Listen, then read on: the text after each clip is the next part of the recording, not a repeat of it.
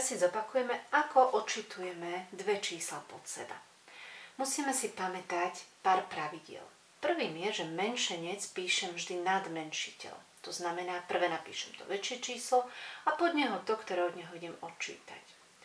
Keď už mám čísla zapísané pod sebou, počítam po stĺpcoch, vždy z dola smerom hore.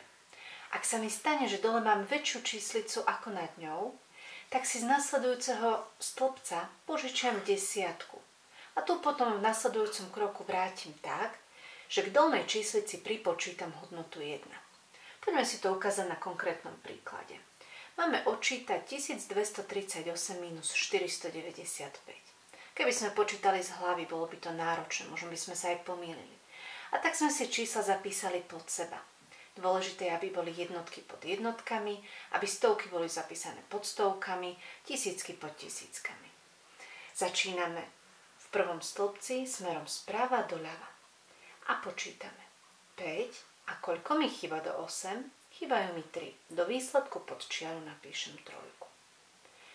Tu máme 9 a tu je tá situácia, že nad ňou mám menšiu číslicu. Nemôžem odčítať 3 minus 9, to sa nedá. Preto si z nasledujúceho stĺpca zo stoviek požičiam desiatku. Môžem si ju tu tak aj pripísať. A počítam 9 a koľko mi chýba do 13? Chýbajú mi 4. Do výsledku napíšem 4. A tú jednotku, čo som si požičala, musím teraz vrátiť. To znamená, pripočítam ju k tej štvorke. 1 plus 4 je 5 a znovu sa pýtam 5. A koľko mi chýba? Nie do 2, ale znovu si požičiam jednotku a pýtam sa 5. A koľko mi chýba do 12? Chýba mi 7. Požičala som, vrátim. A odčítujem 1 a koľko mi chýba do 1? 0. Tu 0 tam už písať ani nemusím. A výsledok tohto príkladu bude 743. Dobrou správou je, že takisto odčítujeme ľubovoľné dve čísla. Môžu to byť aj 10 000, 100 000 alebo milióny. Ukážeme si to teda na jednom príklade, kde máme väčšie čísla. Chceme odčítať 620 478 minus 28 391. Znovu sme si obe čísla napísali pod seba. Treba dať pozor, aby boli rovnaké rády pod sebou. A začíname z pravej strany. 1, koľko mi chýba do 8? 7.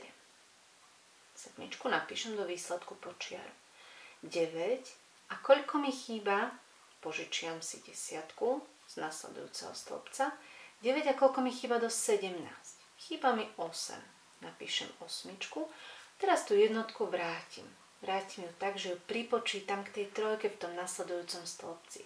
3 plus 1 je 4. A koľko mi chýba do 4? 0.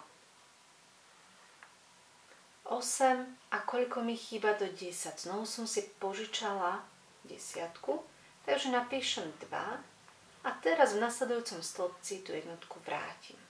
Pripočítam ju k dvojke, dostávam 3 a pýtam sa, koľko mi chýba do 12? 9. Keďže jednotku som si aj tu požičala z nasledujúceho stĺpca, tak ju sem vrátim. A odčítam 1, koľko mi chýba do 6, chýba mi 5. Dostali sme výsledok 592 087.